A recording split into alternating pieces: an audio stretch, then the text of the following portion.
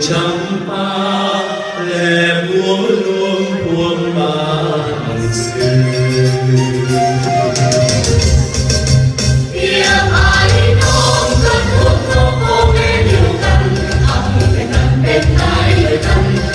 Người thân lẽ xuống người thân sẽ chỉ lao Việt Nam.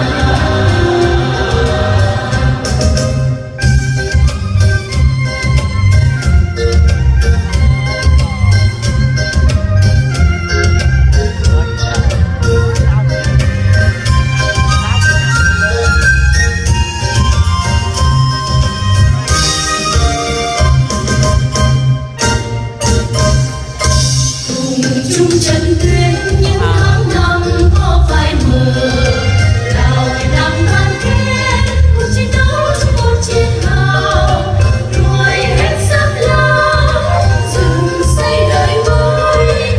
Mùa đông sẽ chia bao tháng ngày là luôn có nhau.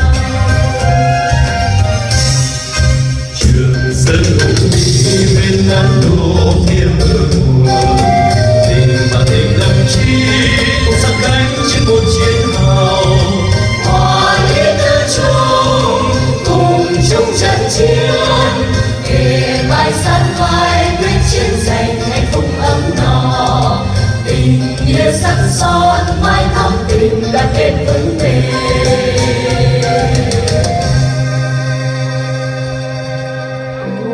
Ôi đẹp thế như sắc màu hoa champa. Biển Lào anh em tình nghĩa sâu hơn cửu Lào. Lào Việt Nam tình sắc son như dây Trường Sơn, tình người Lào anh em đoàn kết như dòng sông nước sông Cửu Long. Anh em Lào Việt Nam, anh em Lào Việt Nam.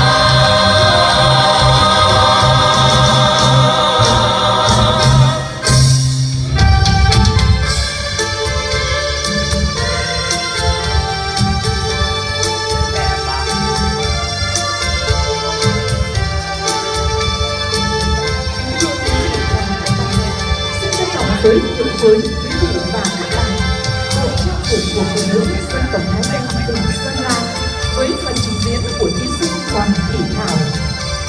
Bộ trang phục của phụ nữ Thái gồm váy, áo, khăn piêu và đồ trang sức.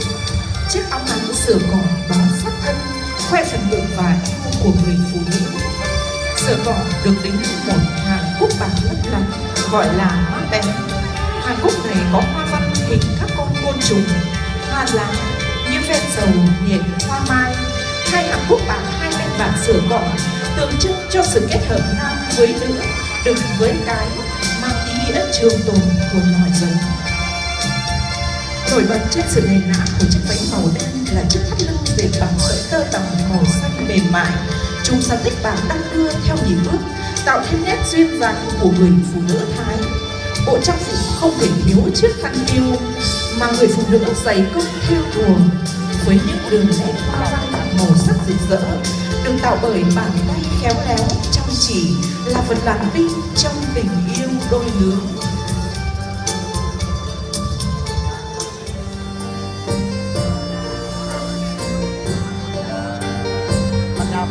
Kính thưa quý vị và các bạn, quý vị hãy cùng chiêm ngưỡng vẻ đẹp của bộ trang phục dân tộc Mông Hoa tỉnh Sơn La qua phần trình diễn của thí sinh Sùng Thị Bia dân tộc Mông. Người phụ nữ Mông với đôi bàn tay khéo léo, đức tính chăm chỉ đã biến vỏ cây lanh thô cứng thành những tấm vải mềm mại, biến lá cây rừng thành những sắc màu để tạo bộ trang phục rực rỡ. Hoa văn trên trang phục của người phụ nữ Mông có sự kết hợp của nhiều kỹ thuật tạo hình như ghép vải, thêu, in sắc ong. Với chiếc váy xếp nhiều nếp xòe rộng để mỗi bước chân của các cô gái Mông thêm uyển chuyển. Phần thân váy được trang trí hoa văn dày đặc. Áo của phụ nữ được may theo lối xẻ nách cài cúc cành, hoa văn được trang trí nhiều ở tay áo. Chiếc xà cạp được quấn quanh chân tạo sự kín đáo của người phụ nữ. Đồ trang sức của phụ nữ dân tộc Mông gồm vòng cổ, vòng tay, nhẫn, hoa tai được đúc bằng bạc hoặc đồng. Có được màu sắc phong phú, âm thanh rộn rã của bộ trang phục ấy là cả một đời cẩn mẫn sai lanh dệt vải, nhuộm màu, theo thùa từ bàn tay khéo léo của phụ nữ dân tộc Mông.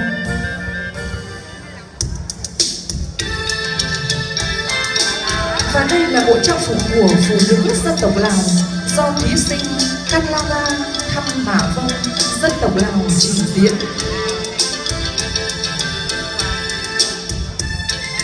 Kính thưa quý vị và các bạn, phụ nữ Lào nổi tiếng là những người dệt vải khéo tay.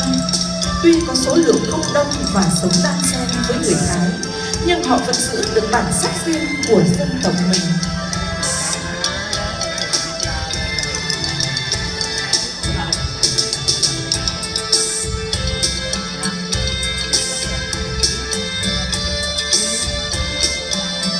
Phụ nữ Lào thường mặc áo ngắn, váy được dệt rất cầu kỳ với một loại khung dệt đặc biệt, tạo ra các loại hoa văn hình các con cua thú, chùa tháp, cây cỏ mang đậm màu sắc tâm linh.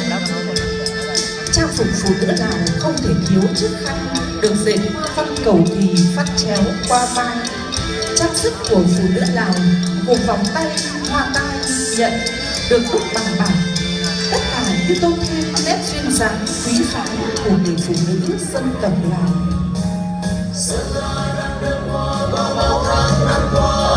Tre xanh cây mía răng đầy, đàn hoa xinh xôi và cà phê chín đầy. Anh trồng ngô em trồng tăm, thấy bạn làm mình đổi mới anh hùng. Qua bao nhiêu khó khăn khổ cực, vượt bần hàn đói nghèo, bản làng cũng vươn lên. Người Mường, người Thái, người Mông và người Dao, người Kinh kề nhau.